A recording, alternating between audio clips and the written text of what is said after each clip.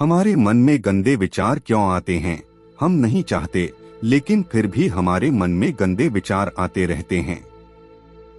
लेकिन मन हमारा सबसे बड़ा दोस्त और मन ही सबसे बड़ा दुश्मन क्यों है?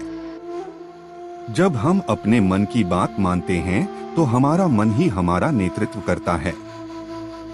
भटक जाते हैं और जब हम मन को संतुलित कर लेते हैं तो हम अपने जीवन में हर चीज का ध्यान रखते हैं।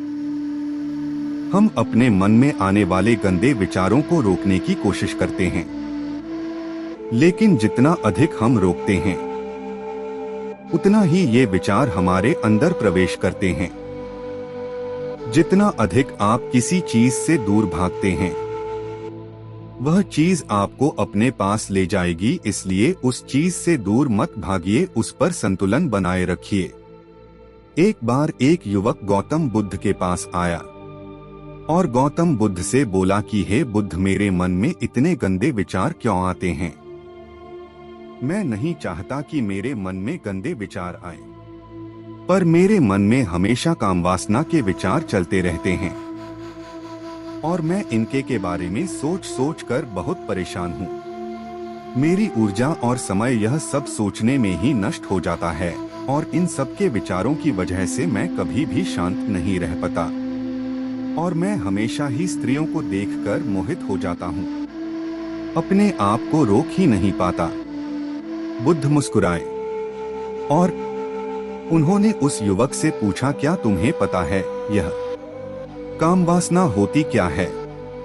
फिर लड़के ने उत्तर दिया और कहा, बुद्ध, मैं यह तो नहीं जानता कि कामवासना होती क्या है, पर हाँ, ये जो भी है बहुत बुरी चीज है। फिर बुद्ध ने उस युवक से कहा कि सबसे पहले तो तुम यह समझना है कि प्राकृतिक रूप से जो भी चीज हमारे अंदर है वह बुरी नहीं है। हमारे जीवन में उसकी कुछ ना कुछ जरूरत है। वासना कोई बुरी बात नहीं है, यह तो हमारे मन की एक भावना है जो हमें किसी ना किसी चीज की कमी का एहसास करवाती है और फिर हम उस चीज को पाने के लिए उस चीज की तरफ आकर्षित हो जाते हैं।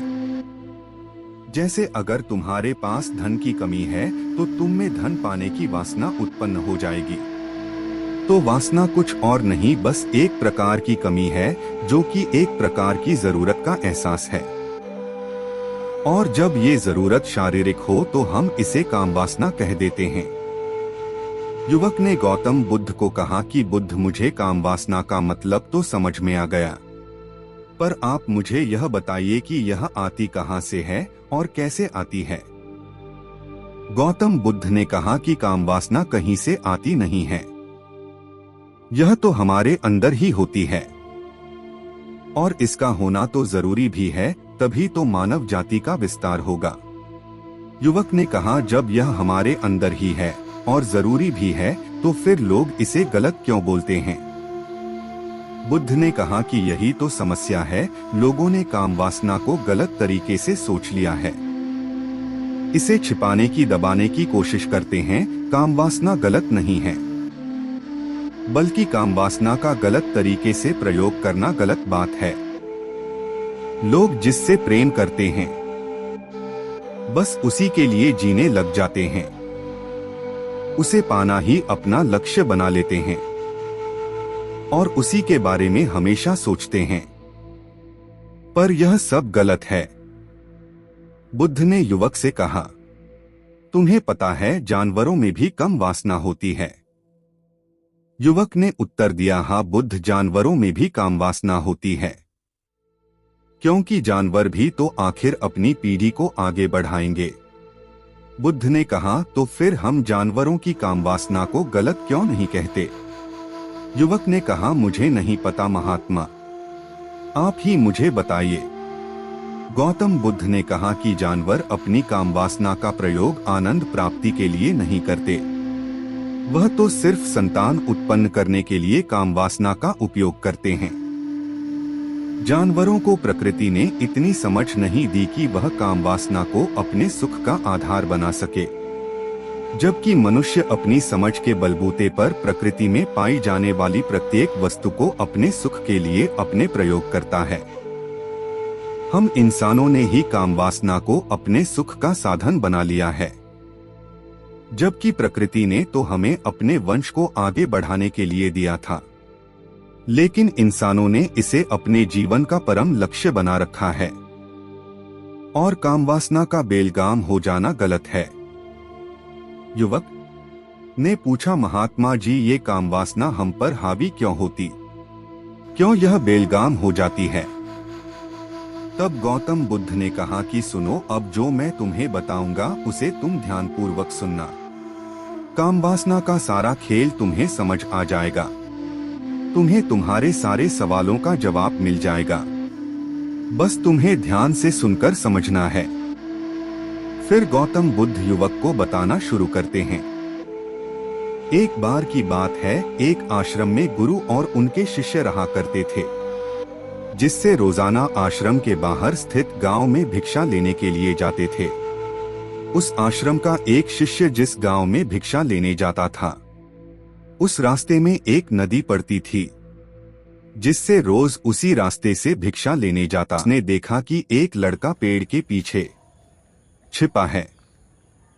वह उस लड़के के पास गया और उससे पूछा, भाई, तुम इस पेड़ के पीछे छिपकर क्या देख रहे हो? तब शिष्य ने नदी की तरफ देखा तो वहां पर कुछ लड़कियां पानी भर रही थी। वो लड़कियां 14 से 15 साल की होगी। तब शिष्य ने उस लड़के से कहा, अरे भाई, वहां पर तो लड़कियां पानी भर रही हैं, इसमें छिपकर देखने वाली क्या बात है? तब वो लड़का शिष्य की तरफ देखकर उससे कहता है, अरे पागल, तुम्हें दिखाई नहीं दे रहा? यह परी कैसे नदी से पानी ला रही है? जरा उनकी अदाओं को तो देखो, उनके कोमल शरीर को देखो, उनकी पतली कमर मटके को उठाते समय बल खाती है, और उनके बाल उनकी कमर पर कैसे लहरा रहे हैं, मानो सुंदरता बिखरी पड़ी हो। उसने फिर से नदी के किनारे देखा, और इस बार वह नदी के किनारे देखता रहा। अब कुछ भी दिखाई नहीं दे रहा था, और वह बिल्कुल निडर था। उसे किसी भी चीज का कोई डर नहीं था। लेकिन अब वो छिपने लगा और उन लड़कियों को देखने लगा, जैसे उसने कोई अपराध कर दिया हो।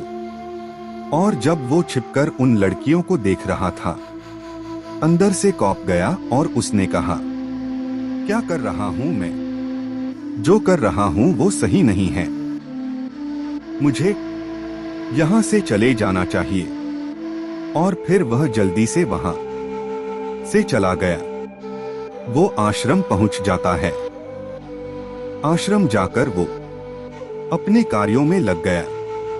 लेकिन जो अभी वह देखकर आया था, वही उसकी आंखों के सामने बार बार आ रहा था। उसके मन में वही दृश्य चल रहा था। उसका दिमाग सब कुछ देखने के लिए संघर्ष कर रहा था। उसका किसी भी काम में मन नहीं लग रहा था। सुबह होते ही वह रोज जल्दी ही भिक्षा के लिए आश्रम से निकल जाता और उस नदी के पास वाले पेड़ के पास जाता, जहां पर वह लड़का पहले से मौजूद रहता था। उसके साथ मिलकर लड़कियों को छुप छुप कर देखता था। अब वह ऐसा रोज करने लग गया। यह उसके रोज का काम हो गया। अब उस शिष्य का मन किसी भी काम में नहीं लगता था। वो हमेशा ही किसी न किसी प्रकार के विचार में उलझा रहता। वो आश्रम के कार्यों को भी ठीक ढंग से नहीं कर पा रहा था। ना वो ठीक से सो पाता था, ना वो ठीक से खाना खा पाता था। उसका मन बेचैन सा रहता था। उसका मन बार बार उन लड़कियों की खूबसूरती देखने को मचलता था। जब गुरु भिक्षा दे रहे थे तब भी उनका मन किन्हीं अन्य विचारों में खोया हुआ था। गुरु ने अपने शिष्य की इन हरकतों को भांप लिया था। फिर एक दिन गुरु ने शिष्य को अपने पास बुलाया और कहा कि आज से मैं भी तुम्हारे साथ भिक्षा मांगने चलूंगा। आप और मैं एक साथ भिक्षा मांगने जाएंगे। तभी शिष्य गुरु को मना करते हुए बोला, नहीं गुरुदेव, आप परेशान क्यों हो रहे हो? मैं अकेला ही ठीक से भिक्षा मांग सकता हूँ। गुरु ने शिष्य से कहा कि ठीक है, तुम अकेले ही भिक्षा मांगने जाओ, जिससे वह तुरंत भिक्षा मांगने निकल पड़ा। सभी लोग उसे देखने के लिए उसके पीछे पीछे चलने लगे। थोड़ी दूर जाने पर गुरु ने देखा कि उनका शिष्य एक अपराधी की तरह एक लड़के के साथ पेड़ के पीछे छिपा हुआ है और छिपकर कुछ देख रहा है। गुरु भी अपने शिष्य के पीछे जाकर खड़े हो गए। गुरु ने देखा कि उसका शिष्य पेड़ के पीछे छिपकर नदी से पानी ले रही लड़कियों को देख रहा है। तब गुरु ने शिष्य से कहा, क्या देख रहे हो? अपने मालिक की आवाज सुनकर वह डर गया और उसके पसीने छूटने लगे। वह कांपने लगा जैसे उसने किसी चोर को चोरी करते समय पकड़ लिया हो। उसकी हालत खराब हो गई। वो कुछ भी नहीं बोल का रहा था। दूसरा जो शिष्य के साथ था वहां से भाग गया। उसके मुंह से कुछ टूटे फूटे शब्द ही बाहर निकल रहे थे। वो अपने गुरु से नजर भी नहीं मिला कर रहा था। गुरु ने शिष्य की तरफ देखा और कहा कि मेरा शिष्य तो निर्भय था, उसे तो किसी भी चीज का डर नहीं था। लेकिन ये क्या, तुम तो भय के मारे कांप रहे हो। शिष्य ने गुरु से कहा कि मुझे माफ कर दो गुरुदेव, मेरा इसमें कोई दोष नहीं है। उस लड़के ने मुझे बहका दिया था, लेकिन आपसे मैं वादा करता हूँ कि आज के बाद मैं ऐसा कभी दोबारा नहीं करूँगा। मुझे माफ कर दो गुरुदेव। गुरु ने शिष्य से कहा कि कोई बात नहीं, पर इस बात का तुम ध्यान रखना कि हम जैसी संगति करते हैं वैसा ही फल हमें प्राप्त होता है। इसीलिए अच्छी संगति करो, जिससे तुम्हारे अंदर अच्छे विचारों का प्रवेश हो। फिर गुरु और शिष्य आश्रम लौट आए और फिर से शिष्य आश्रम के कार्यों पर ध्यान देने लगा। उसने उस रास्ते को छोड़ दिया और दूसरे रास्ते से जाने लगा। वो अपने काम को ध्यान से करने लगा, लेकिन धीरे धीरे उसके अंदर क्रोध उत्पन्न हो गया और फिर वो दूसरे शिष्यों पर क्रोध करने लगा और बेचैन रहने लग गया। अब वो सही समय पर भोजन भी नहीं करता था। वो भोजन भी बहुत कम खाता था। एक रात गुरु शिष्य के पास आए और उसे बोले कि अब तक तुमने कितनी बार अपना वादा तोड़ दिया। यह सुनकर शिष्य अपने गुरु के चरणों में गिर गया और रोने लगा। रोते रोते ही उसने गुरु से कहा कि गुरुदेव, मैं कई बार अपना वादा तोड़ चुका हूँ। फिर मैं वादा करता हूँ, लेकिन हर बार जब मैं वादा तोड़ देता हूँ तो मेरा मन मेरे वश में नहीं रहता। मैं बहुत कोशिश करता हूँ कि अपने मन से सारे बुरे विचार निकाल दूं, लेकिन चाहकर भी मैं ऐसा नहीं कर पाता। फिर गुरु ने शिष्य को कहा कि चलो मेरे साथ। गुरु शिष्य को आश्रम के बगीचे में लेकर गए और शिष्य से कहा कि देखो, यहाँ पर कुछ नाली बनी हुई है, जिससे नदी का पानी इन पौधों तक आ रहा है और यह पानी निरंतर गति से आगे बढ़ रहा है। क्या तुम इस पानी के बहाव को रोक सकते हो? शिष्य ने कहा कि हाँ गुरुदेव, मैं इस बहाव को रोक सकता हूँ। फिर शिष्य ने मिट्टी उठाकर उस नाली में रख दी तो पानी थोड़ी देर के लिए रुक गया और फिर थोड़ी देर बाद उस मिट्टी के ऊपर से पानी बहने लगा। गुरु ने शिष्य से कहा, अरे ये क्या, ये तो पानी रुका ही नहीं। फिर से शिष्य ने कुछ कंकर पत्थर उठाकर उसे नाली में रख दिए और फिर थोड़ी देर के लिए पानी रुक गया, लेकिन फिर थोड़ी देर बाद ही उन कंकड़ पत्थर के ऊपर से पानी निकल आया। फिर गुरु ने कहा कि शिष्य, यह क्या हुआ?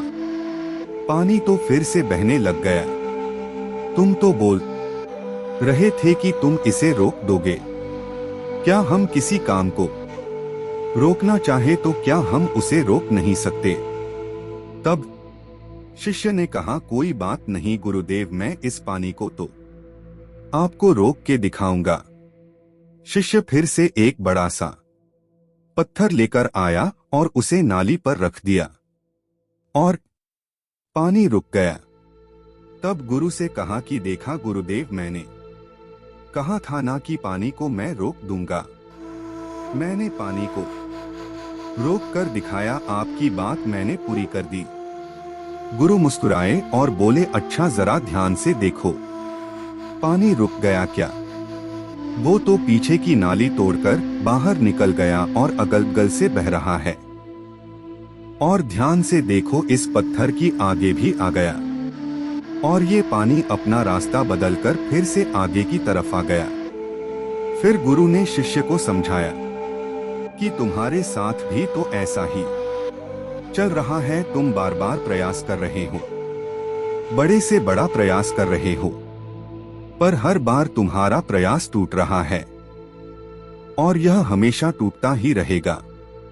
तुम कितना भी बड़ा पत्थर रख लो, लेकिन पानी तो अपना रास्ता बना ही लेगा। यह सब देखकर शिष्य ने गुरु से कहा कि ही गुरुदेव, क्या कोई तरीका नहीं है जिससे मैं गंदे विचारों से बाहर निकल सकूं और यह मेरे मन में आए ही ना।